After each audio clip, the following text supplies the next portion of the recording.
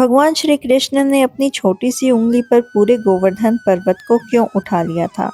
आखिर ऐसा क्या हुआ था कि देवराज इंद्र को अपना क्रोध दिखाना पड़ा और ब्रज की धरती पर लगातार कई दिनों तक भयंकर वर्षा होने लगी। आज की कथा हमें उस अद्भुत घटना की ओर ले जाएगी जब नन्हे से कृष्ण ने पूरे ब्रजवासियों को एक विशाल पर्वत के नीचे आश्रय दिया और देवराज इंद्र का अहंकार भी समाप्त कर दिया। यह उस समय की बात है जब भगवान श्री कृष्ण बाल रूप में वृंदावन और गोकुल में अपनी मनमोहक लीलाएं किया करते थे। ब्रज की धरती के चारों ओर हरियाली थी, यमुना का पवित्र जल बहता था, वन में तरह तरह के फूल खिले रहते थे और बाल गोपाल अपनी गायों को लेकर जंगल में जाया करते थे। ब्रजवासियों का जीवन गाय, खेती और प्रकृति पर निर्भर था। उनके लिए गाय केवल पशु नहीं थी, बल्कि परिवार का हिस्सा थी। गाय से मिलने वाला दूध, दही और घी से उनका जीवन चलता था। हर साल ब्रजवासी देवराज इंद्र की पूजा किया करते थे। उनका विश्वास था कि इंद्रदेव प्रसन्न रहेंगे तो समय पर वर्षा होगी और उनकी खेती अच्छी होगी। एक वर्ष जब इंद्रदेव की पूजा का समय आया तो नंद बाबा के घर पर उसकी तैयारियां शुरू हो गई। गांव की महिलाएं तरह तरह के पकवान बनाने लगी। कहीं दही मथा जा रहा था, कहीं दूध गर्म किया जा रहा था और कहीं पूजा की सामग्री तैयार की जा रही थी। बालक श्री कृष्ण यह सब देख रहे थे। उन्होंने अपनी भोली सी मुस्कान साधे नंद बाबा से पूछा, बाबा, आप लोग यह सब किसके लिए कर रहे हो? नंद बाबा ने कहा, कन्हैया, हम देवराज इंद्र की पूजा की तैयारी कर रहे हैं। वे वर्षा के देवता हैं।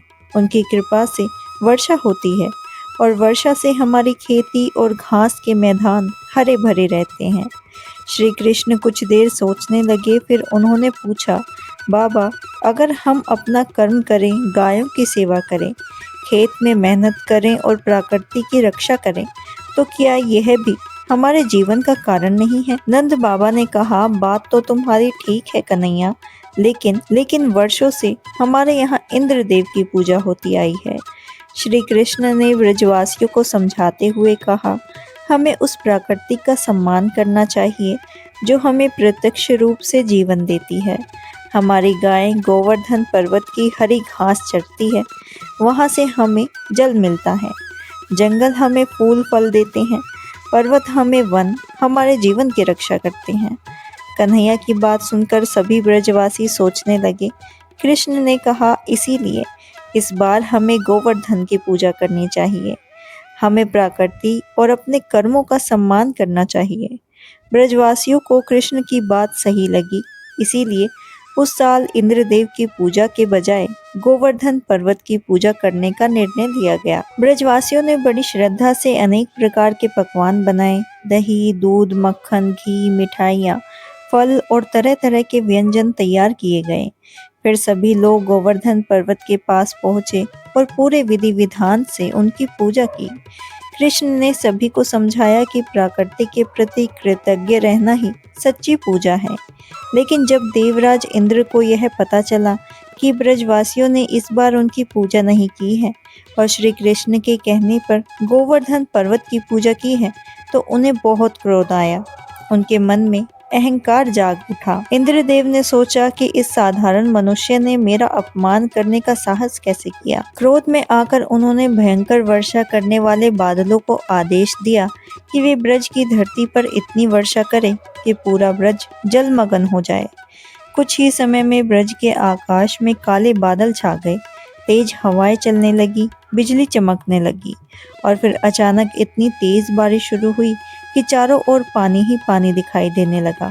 ब्रजवासी घबरा गए। किसी की गाय इधर उधर भागने लगी। बच्चे डरकर अपनी माताओं के चिपक गए। घरों में पानी भरने लगा। लोगों को समझ में नहीं आ रहा था कि यह भयंकर संकट कैसे आ गया और इससे कैसे बचा जाए। तब सभी लोग कृष्ण के पास पहुंचे। उन्होंने कहा, कन्हैया, हमारी रक्षा करो। यह कैसी भयंकर वर्षा है। हमारी गाय और बच्चे संकट में हैं। श्री कृष्ण ने सबको शांत रहने के लिए कहा। उन्होंने कहा, डरो मत, जब तक मैं हूँ तुम्हें किसी बात का भय नहीं है। इतना कहकर श्री कृष्ण गोवर्धन पर्वत के पास पहुँचे। और फिर उन्होंने अपनी कनिष्ठा उंगली से गोवर्धन पर्वत को उठा लिया। उन्होंने ब्रजवासियों से कहा कि आप सभी अपनी गाय और परिवार सहित इस पर्वत के नीचे आ जाइए। सभी लोग गोवर्धन पर्वत के नीचे आ गए। बाल गोपाल, गोपियां, बुजुर्ग, बच्चे और हजारों गाय, सभी को श्री कृष्ण ने पर्वत के नीचे सुरक्षित स्थान दिया। बाहर इंद्रदेव की वर्षा जारी थी।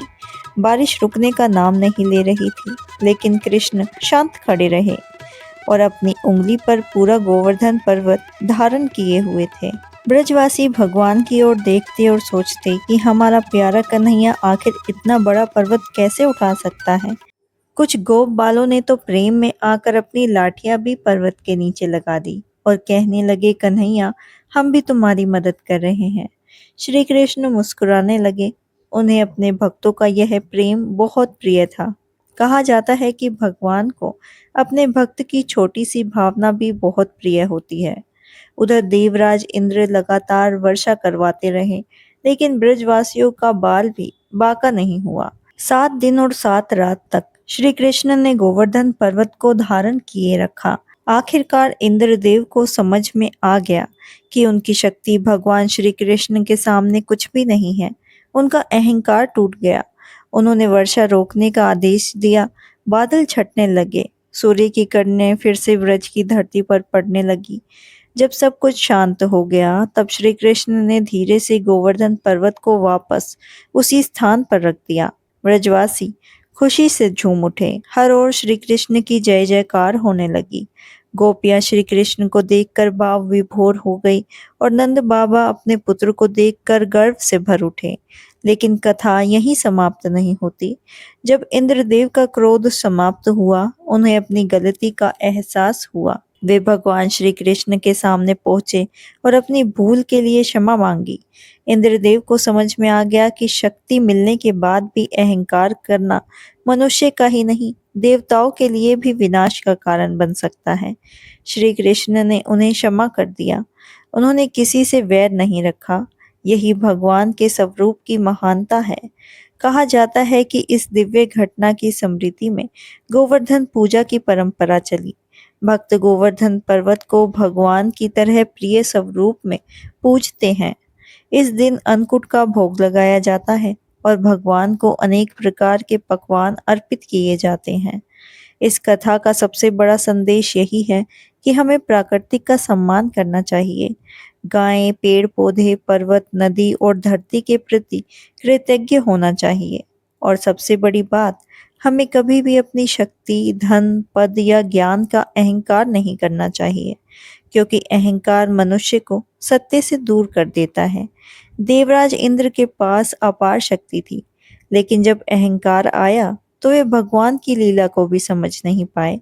और जब उन्हें अपनी भूल का एहसास हुआ, तो उन्होंने भगवान की शरण ली और माफी मांगी। गोवर्धन पर्वत की यह कथा केवल एक चमत्कार नहीं है। यह हमें सिखाती है कि भगवान अपने भक्तों की रक्षा करने के लिए किसी भी रूप में उनके साथ खड़े हो सकते हैं। यह हमें सिखाती है कि प्रकृति हमारी माँ के समान है और हमें उसका सम्मान करना चाहिए।